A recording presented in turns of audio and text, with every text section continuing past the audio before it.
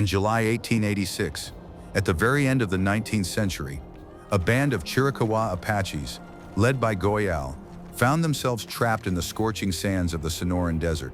The air shimmered with heat over the cracked earth, and American troops were methodically cutting off all known routes to the mountain springs. The community leaders stopped before a massive green giant towering over the desolate landscape and prepared to employ an ancient technique. The relentless sun was sapping their last reserves of strength, but millennia of experience interacting with the landscape had already begun to work towards saving these people. Watch the video until the end, and you'll learn exactly how the Apaches extracted clean water from a saguaro cactus in 20 minutes without a single tool.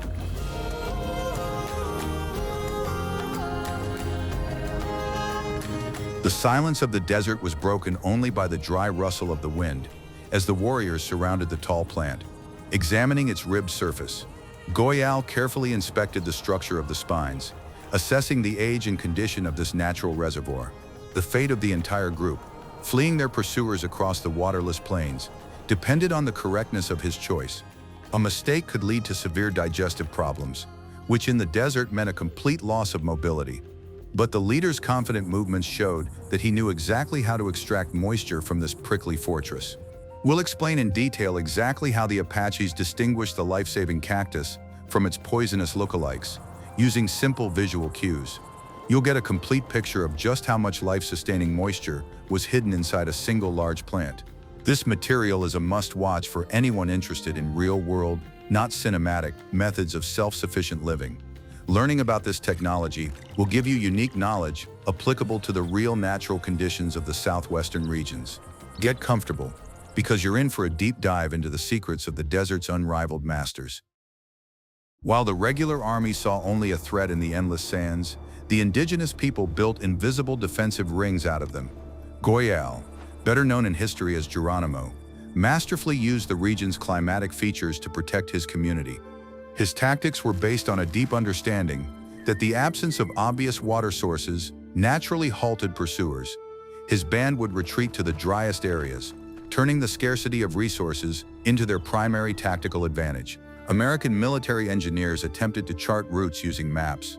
Relying on known rivers and wells, the Chiricahua Apache operated differently, carving their paths through territories marked on maps as impassable. They knew that the desert was full of hidden water sources, access to which required specialized botanical knowledge.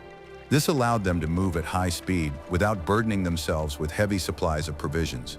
Their strategy of self-sufficiency made them unpredictable to an enemy accustomed to conventional logistics. Lozin, a skilled warrior and sister of Chief Victorio, played a special role in these treks.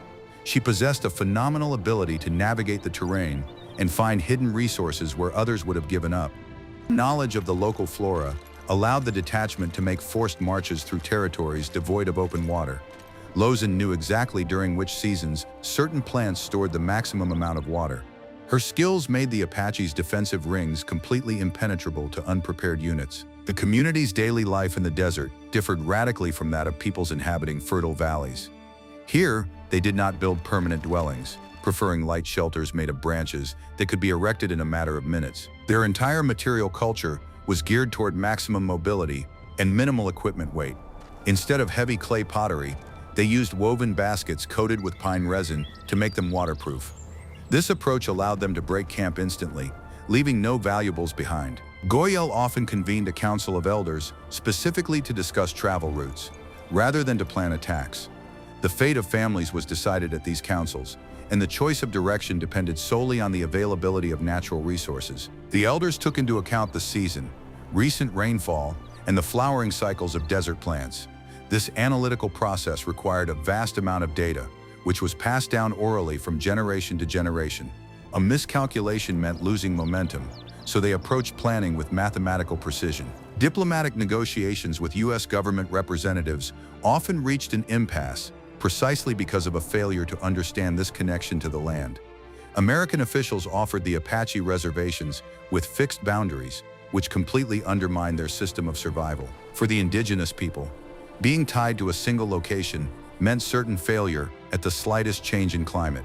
They perceived the vast expanses of the Southwest as a single living organism requiring constant movement. It was this contradiction not a simple unwillingness to submit that formed the basis of years of conflict. During the most intense confrontations, the ability to obtain water became the main political argument. When General Nelson Miles's troops blocked the canyons, the Apaches simply vanished into the scorching wilderness. They retreated to places where, according to military experts, a person could survive for no more than a day. But their knowledge of hidden water sources allowed them to remain in isolation for weeks, while maintaining a high rate of movement. Nature itself dictated the terms of surrender or continued resistance. One of the main sources of life in this harsh land was the giant carnagia, or saguaro cactus. This colossal plant, reaching the height of a multi-story building, served as the desert's very own water tower. Its root system spread out for tens of meters in all directions, collecting every drop of moisture after rare rains. The cactus trunk could expand in volume, functioning like a giant sponge that stored water for years. It was to this plant that community leaders turned when all other sources dried up. Harvesting the saguaro required the highest level of skill, as the plant protected its reserves with a dense layer of stiff spines. It was impossible for an unprepared person to approach it, and any clumsy attempt to pierce the trunk resulted in injury. The Apache developed a flawless method for interacting with this giant that required no man-made tools. They learned to understand the cactus's anatomy as well as the anatomy of their own survival routes. This skill became their greatest secret, ensuring their resilience in unbearable conditions. Knowledge of the desert's botanical features still amazes modern researchers. Human integration into this harsh environment reached its absolute historical peak here. I'd love to hear your perspective. What do you think about this level of adaptation to extreme conditions? Share your thoughts in the comments. Hundreds of cactus species grow in the Sonoran Desert, but not all of them are suitable for quenching thirst. Many plants contain toxic alkaloids, capable of causing severe spasms, dehydration, and a complete loss of coordination. A mistake in choosing a source of moisture cost inexperienced travelers their health, turning salvation into a dangerous trap. Therefore, the first step toward survival was the accurate visual identification of a safe species. The great Chief Cochise personally taught people to recognize the subtlest differences between related plant species. He explained that the true giant carnagia has a strict vertical geometry and a characteristic light shade of green. Its trunk is always straight as a column, and branches begin to grow only at a considerable height above the ground. At the same time, dangerous lookalikes often branch out right at the base, or have a darker bluish tint to their epidermis. These visual markers were absorbed from an early age, becoming an unconditional reflex. A second important characteristic was the shape and density of the spines along the plant's ribs. On a safe saguaro, the spines are arranged in neat rosettes that run in even rows along the entire trunk. They are stiff, but have a certain flexibility at the very base, which played a key role in obtaining moisture. Poisonous species often have a chaotic arrangement of spines, or secrete a whitish liquid at the slightest surface damage. The appearance of such a liquid was an absolute warning sign for any member of the community. The age of the cactus was also critical to the quality of the water inside. Plants that were too young had not yet accumulated enough water, and their internal juices were too concentrated. Old giants, covered with bark at the base, often contained fermented or bitter water. A middle-aged plant, about 3 or 4 meters tall, with smooth and supple skin, was considered the ideal choice. It was precisely these specimens that contained clean, refreshing liquid inside, safe for digestion. The condition of the internal reservoir was determined without making a single incision, solely by gently tapping the trunk. The sound had to be dull and solid, indicating a high level of tissue hydration. A ringing or hollow sound meant that the cactus had recently endured a drought and depleted its reserves. This method of acoustic diagnosis required absolute silence and perfect hearing, for which Apache scouts were renowned. They could survey an entire grove in a matter of minutes and select a single suitable specimen. During grueling treks, this knowledge was put to the test every day. Goyal's detachment had no room for error, as any sick person would slow down the entire group.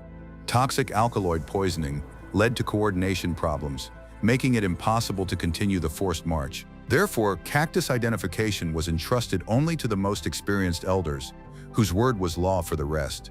Strict discipline regarding food and water was the foundation of their incredible mobility. Interestingly, American soldiers often tried to chop down any large cacti in the hope of obtaining water, As a result, they suffered severe stomach upset, which only exacerbated their plight in the desert. Military doctors recorded widespread cases of poisoning from plant juices among cavalry units. A lack of understanding of the chemical composition of the local flora rendered European survival methods completely useless in these parts.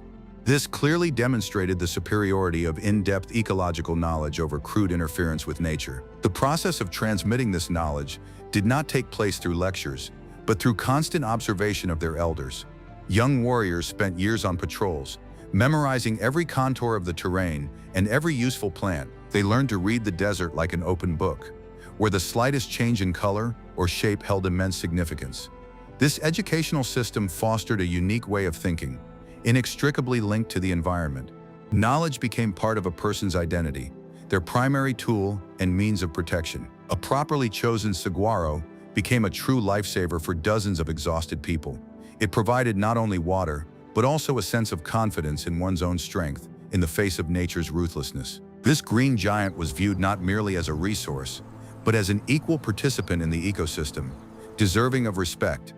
Indigenous peoples never destroyed the plant entirely, taking only as much moisture as was necessary to sustain their strength. Sustainable use ensured that the source would remain available for future generations, or for the return journey. Once a safe source had been found and verified, the most critical moment of the entire operation arrived. The party had to gain access to the inner reservoirs without carrying any knives or axes. How exactly could bare human hands pierce the sturdy armor, studded with thousands of sharp needles? Extracting water from a saguaro without a single tool seems like science fiction, given the thickness of its skin and the length of its spines. However, the Apaches managed this task in exactly 20 minutes, using only their hands and stones. The secret lay not in brute physical strength, but in knowledge of the weak points in the plant's structure. The technique relied on systematically breaking down the outer barrier without damaging the inner spongy tissues. The process began with selecting the right flat stone, which served as the main striking tool. The stone had to have a smooth edge, but not be too sharp, so as not to cut through the cactus fibers. The warrior approached the plant and chose a section between the vertical ribs where the concentration of spines was minimal. With precise, measured strikes of the stone, he began to knock off the protective rosettes of spines in a small rectangular area. These movements resembled the work of a sculptor, carefully removing excess material from the surface of a future creation. Once an area the size of 2 palms had been cleared of spines, it was time to pierce the waxy cuticle. This skin is incredibly tough and is designed to retain moisture under the scorching sun for many months. The warrior used the edge of the same stone to carve several deep, parallel grooves along the trunk. He then made transverse cuts, creating a sort of grid on the surface of the cleared square. This broke the surface tension of the skin and opened up access to the softer inner layers. Next came the work of his bare hands, requiring exceptional dexterity and strength in his fingers. The warrior hooked his fingers under the cracked pieces of tough skin and carefully peeled them away, exposing the moist flesh. Hidden beneath the outer layer was a whitish, dense, sponge-like mass, saturated with the plant's juices. It was extremely important not to damage this sponge too much, so that the liquid would not seep deep into the trunk. The entire operation required maximum concentration, as a single wrong move could result in a cut from the nearby thorns. Once they were face to face with the pulp, the Apaches did not attempt to squeeze it directly from inside the stem. Instead, they used a sturdy wooden stick, or the same stone, to break off large chunks of the spongy tissue. These chunks were placed on a clean flat stone, or in a makeshift bowl, made of thick agave leaves. The cavity inside the cactus itself remained relatively intact, allowing the plant to eventually close the gap. This careful treatment of the source ensured that it could serve as a reservoir for moisture in the future. The pieces of pulp had to be squeezed immediately, before the moisture evaporated in the scorching air. The warriors would grasp the pulp with both hands and use a twisting technique, similar to wringing out a wet cloth. Their powerful fingers squeezed the plant fibers, breaking down the cellular structure and releasing the precious liquid. The water ran down their hands, directly into the thirsty person's mouth, or into a prepared container made of thick leather. The process was repeated, portion by portion, until every member of the group had received the necessary amount of liquid. The entire procedure took exactly 20 minutes from the moment the first blow with the stone was struck until the first sip was taken. Speed was critical, as a prolonged stay under direct sunlight led to overheating. Furthermore, the smell of exposed moisture could attract unwanted attention or give away their position to pursuers. Goyal personally ensured that the process proceeded as quickly as possible and in absolute silence. This efficiency was the result of years of training, which had honed every movement to perfect automatism. The quality of the water obtained was surprisingly high for such harsh natural conditions. The liquid had a slight grassy aftertaste and was somewhat viscous, but it quenched thirst perfectly. It contained essential minerals that help restore electrolyte balance after a long trek through the desert. It was not just water, but a true natural energy booster, restoring strength to exhausted people. For the Chiricahua warriors, this taste was associated with freedom and the preservation of their traditional way of life. Accounts from European officials confirm the incredible speed and dexterity of the indigenous people in this process.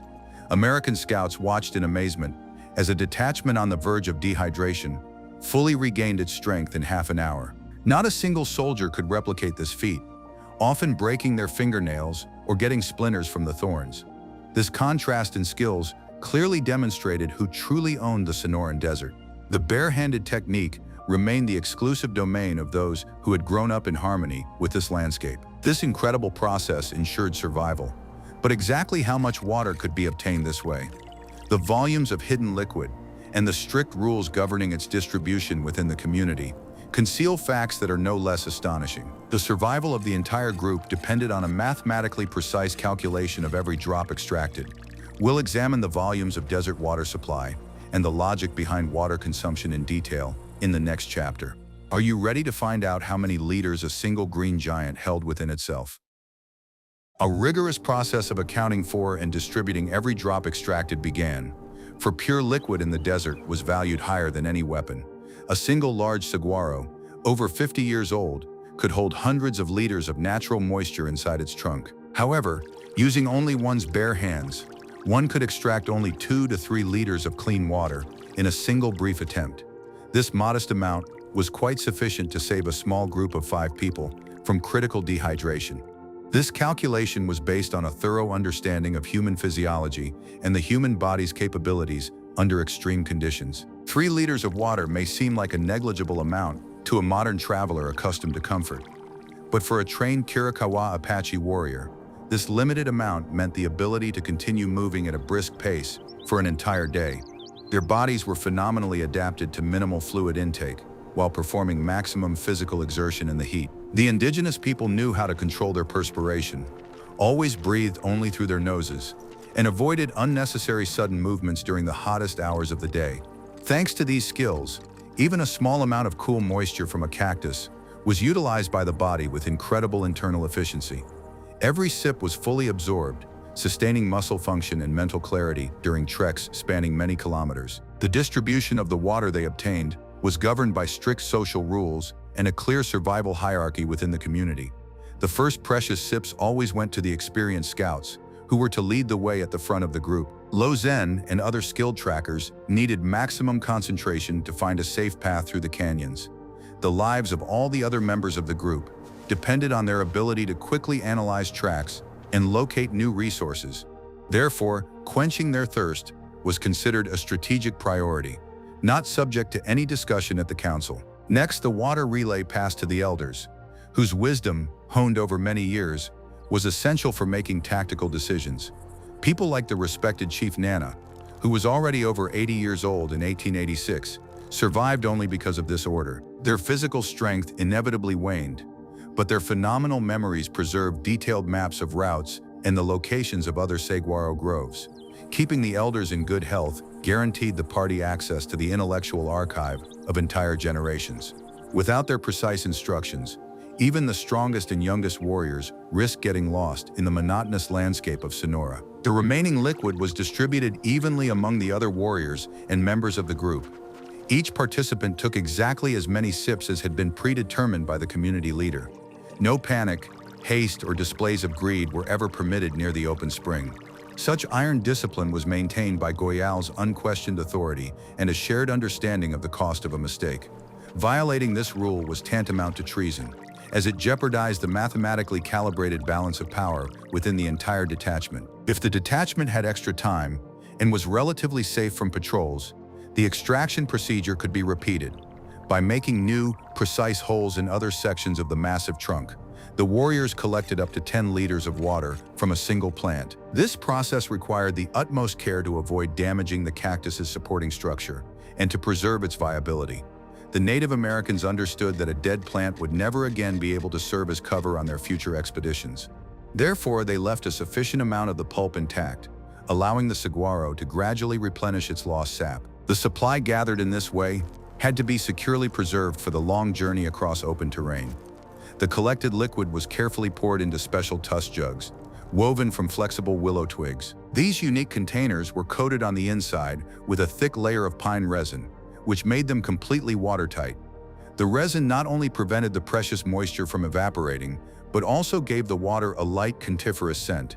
Such jugs could be easily fastened to a belt or slung over the shoulder without restricting the warrior's movements while running. Having a portable water supply radically changed the entire tactical situation on the battlefield. This allowed a group to boldly venture into completely waterless areas, crossing vast salt flats and dried-up lakes. Pursuers from the regular army, convinced that there were no known springs ahead, often called off the chase. American officers simply refused to lead their men into areas where there was guaranteed to be no open water. In this way, the Chiricahua detachment would vanish into the scorching haze, losing their trail forever and gaining precious time. Goyal had a superb grasp of this complex logistics and planned routes based on a mental map of the known Carnegie groves.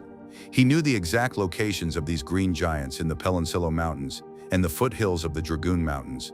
He viewed every large cactus as a potential cache of provisions, placed throughout the desert by nature itself. His detachment moved swiftly from one such cache to another, weaving a completely invisible network of routes. This hidden coordinate system allowed the indigenous people to always stay one step ahead of their pursuers. The American cavalry, by contrast, was heavily tied to heavy supply trains, carrying wooden water barrels. The 4th Cavalry Regiment, under the command of Miles' officers, could not deviate from the traditional supply routes. Their horses required enormous amounts of water and fodder, which made the army unwieldy on rough terrain. Military engineers simply could not believe that people were capable of surviving for weeks, relying solely on the sap of plants.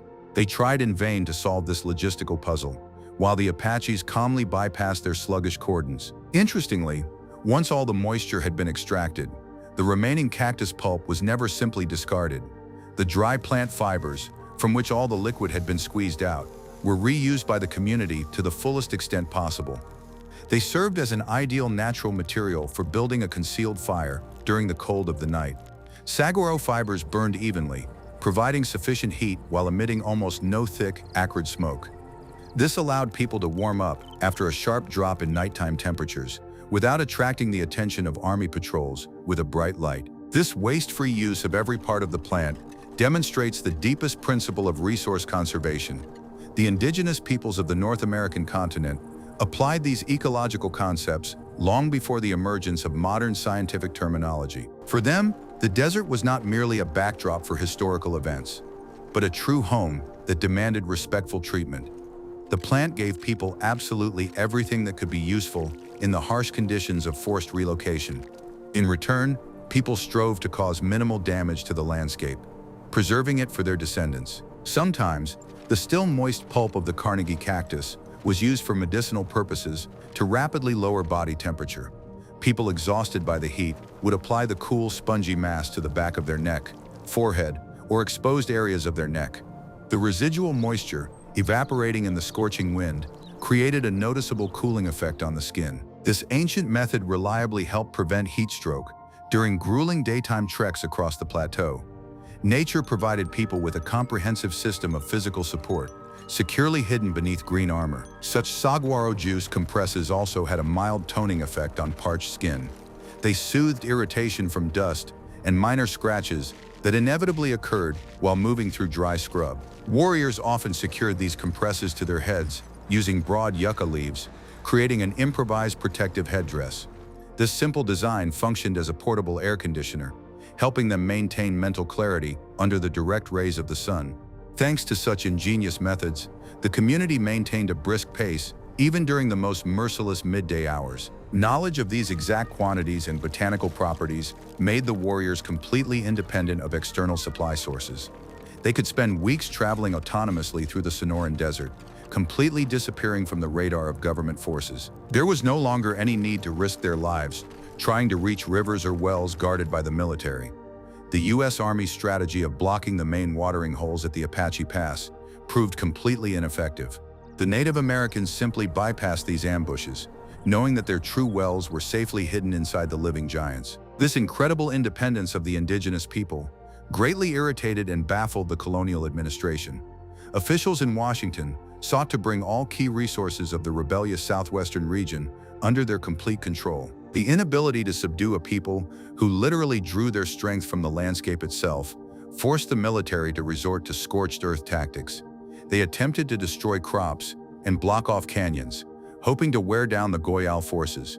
However, physically destroying millions of cacti across such a vast area proved to be a simply impossible task for the military apparatus. Captain Henry Lawton personally encountered this problem during his famous expedition of 1886. His exhausted soldiers often came across abandoned Apache camps, where the only sign of activity was the neatly split trunks of saguaro cacti. The sight of these ransacked natural caches placed heavy psychological pressure on the pursuers, who were unable to make use of them. They realized that their enemy possessed an unparalleled understanding of the territory and its hidden riches. This sense of the locals' constant superiority in the art of survival demoralized the soldiers more than direct confrontations. The ability to extract the exact amount of water in such a short time became a true symbol of the Chiricahua Apache's resilience. Every sip drawn from the centuries-old trunk of a Carnegie cactus contained more than just life-sustaining physical liquid. It was a silent affirmation of their indisputable historical right to live in this harsh terrain. They were literally drinking the desert itself, proving that they were an integral and harmonious part of it. They refused to be mere temporary inhabitants who could be easily displaced with the stroke of a pen on paper. This indisputable fact lifted the entire group's morale to incredible heights during the most difficult moments. The realization that their native land continued to sustain them despite all the enemy's efforts instilled confidence in their own strength. Overcoming extreme natural obstacles was seen as a victory over circumstances, offering hope for ultimate success. Water from the cactus became not merely a biological resource, but a powerful tool of political and spiritual resistance. It gave them the time and strength to continue the struggle to preserve their traditional way of life. But how exactly did the existence of such hidden sources influence complex diplomatic decisions and the course of historic negotiations? You'll be very surprised to learn how an ordinary desert cactus could have altered the course of important peace treaties. The ability to control their own logistics allowed indigenous leaders to dictate their terms from a position of strength. In the next chapter, we'll take a detailed look at water as the primary and most compelling argument in the political struggle in the Wild West. Watch the video until the end to understand the mechanisms that forced generals to change their plans because of the Native Americans' botanical knowledge. During negotiations between Apache leaders and U.S. representatives, the issue of control over water resources was always at the forefront. The generals offered the communities land on reservations, promising regular supplies of provisions and clean water from wells. However, for the indigenous people, relinquishing control over water sources meant voluntarily surrendering their freedom and independence. They understood that whoever controlled the water would completely control their lives and movements. Goyal, having attended numerous councils, consistently rejected proposals that would tie his people to artificial sources of supply. He remembered the fate of other communities that had agreed to such conditions and found themselves held hostage by the bureaucratic system. When government rations were delayed, people on the reservations began to suffer, unable to retreat to their traditional lands. That is precisely why maintaining access to the wilderness, including the saguaro groves, was not merely a custom, but a matter of survival. Knowledge of hidden water sources gave them confidence in their dealings with the powerful system. Diplomatic maneuvers were often accompanied by demonstrations of independence. When groups would leave their designated territories without permission, military patrols would rush in pursuit, expecting to quickly catch up with them at the nearest river or known spring. But the people vanished without a trace into the scorching labyrinths of Sonora, using their knowledge of extracting moisture from plants. This baffled officials, as it shattered the illusion of complete control over the situation. Each such successful disappearance became a powerful argument in favor of preserving their traditional way of life. The strategy of using cacti allowed the Apaches to dictate their terms even when outnumbered. If negotiations reached an impasse, the leaders would simply lead their groups into the remote lands of the Sierra Madre. They knew that the army could not sustain a siege in the waterless mountains for long without enormous logistical costs. This time was used to regroup, rest, and gather new resources before the next phase of negotiations. The desert served as a reliable ally, providing refuge to those who knew how to unravel its secrets. Officers such as General George Crook eventually began to understand the true nature of this resilience. Crook acknowledged that fighting the Apaches in their natural habitat was an incredibly difficult task. He began recruiting scouts from other Native American tribes, hoping to learn at least some of their ecological knowledge. However, even friendly scouts rarely revealed all the secrets of interacting with the saguaro to government troops. This knowledge was considered part of their cultural heritage and was not to be shared with outsiders. The impact of these skills extended far beyond the mere physical endurance of an individual. They shaped an entire culture of resilience, rooted in absolute confidence in the support of their homeland. Storytellers gathered around campfires to recount tales of how their ancestors had made long journeys, relying solely on the desert's generosity. These legends shaped new generations, instilling in them a sense of pride and an unbreakable bond with the harsh landscape. The loss of this knowledge would have meant a complete loss of identity and assimilation into a foreign world. By the mid-1880s, administrative pressure from colonial forces had reached its historical peak. Numerous detachments were dispatched to search for the Goyal group, which was moving along the US-Mexico border. The government allocated enormous financial resources to laying telegraph lines and fortifying outposts. Every watering hole was brought under control to deprive the resistors of the ability to replenish their supplies of open water. At this point, the ancient technique of extracting moisture from the cactus became the main hope for continuing to move freely. Difficult decisions within the community were always based on an assessment of available natural resources. If the elders saw that the saguaro groves had been depleted by a long drought, they might make tactical compromises. In years of abundant rainfall, when the cacti were full of life-giving moisture, the community felt most secure. Thus, climatic cycles directly influenced the rhythm of the region's political and historical life. Nature itself acted as an invisible participant in every document that was agreed upon or rejected. Today, the archives of that era dryly record the dates of migrations and the signing of various agreements. But behind every line of a report lies the incredible resilience of people who defended their right to their traditional way of life. Their main tools were not conflict, but a deep understanding of the laws of nature and impeccable discipline. The technology for extracting water in 20 minutes was the cornerstone of an entire independent culture. This culture challenged the industrial age, armed only with the knowledge of its predecessors. To grasp the full picture, we need to return to that very scorching valley of 1886. We will see how abstract knowledge was transformed into concrete actions that saved the lives of remarkable historical figures. Are you ready to find out how this episode in the shadow of a giant cactus ended? In July 1886, as we mentioned at the beginning, Goyal's detachment was on the verge of extreme exhaustion. American forces under the command of General Miles had cut off all access to the Sierra Madre canyons, where their usual water sources were located. The sun beat down mercilessly.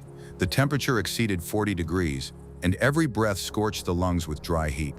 At this critical moment, the expedition leader stopped in front of a tall saguaro, making a fateful decision. The group consisted not only of strong men, but also of women, whose endurance was being severely tested. Lozin, standing next to the leader, confirmed that this cactus was perfectly suitable for extracting moisture. She quickly assessed the geometry of the spines and the density of the trunk, giving a silent signal to begin the rescue operation. The silence was broken only by the ragged breathing of the people waiting for the outcome in the middle of the scorched wasteland. At stake was the mobility of an entire community that refused to be deterred by the challenges of the landscape. One of the more experienced members picked up a flat basalt stone and began methodically chipping away at the sharp clusters of thorns. His hands moved with incredible speed, despite extreme fatigue and a desperate need for water. Each blow of the stone echoed with a rumble in the tense silence, counting down the seconds to the saving conclusion. No one uttered a word. The entire group acted as a single, well-coordinated mechanism, united by a common goal. At that moment, discipline became the backbone that kept the people from losing control of the situation. In a matter of minutes, a neat notch appeared on the giant's trunk, revealing the white pulp beneath. A man's hands plunged into the plant tissue, carefully extracting large chunks of the moist, sponge-like mass. The process of twisting and squeezing began immediately, releasing the first drops of the precious, clear liquid. The liquid collected in a small leather container, which was immediately passed on to the most exhausted members of the group.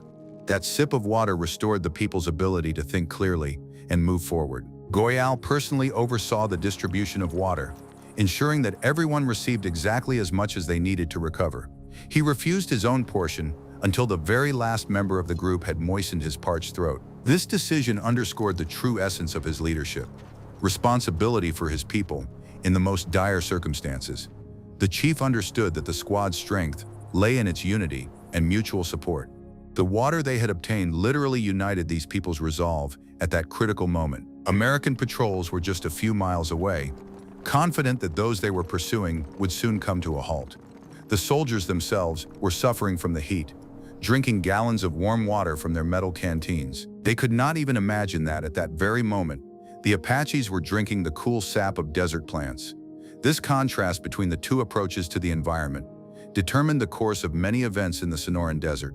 The logistics of the invading units were thwarted by the locals' profound knowledge of the local ecosystem. After obtaining the necessary 3 liters of water, the group carefully concealed all traces of their presence near the cactus. They left behind neither broken branches nor discarded stones, blending completely into the surrounding landscape. The remaining moist mass was collected for use at the next campsite as a cooling agent. The party continued on their way, changing course to an even more challenging and arid route, moving away from the active search zone. Success was ensured by the flawless execution of an ancient technique in just 20 intense minutes. This episode became one of the most striking examples of the use of botanical knowledge in Apache history. Shortly thereafter, faced with immense pressure along their migration route, Goyal decided to enter into negotiations. Their final diplomatic move in the fall of 1886 was dictated by political necessity, not by a concession to the forces of nature. They emerged unconquered by the desert itself, proving their absolute mastery of the art of adaptation. Their active migration came to an end, but the legend of their resilience has lived on through the ages. Today, this method remains fully functional under the very same natural conditions of the southwestern deserts.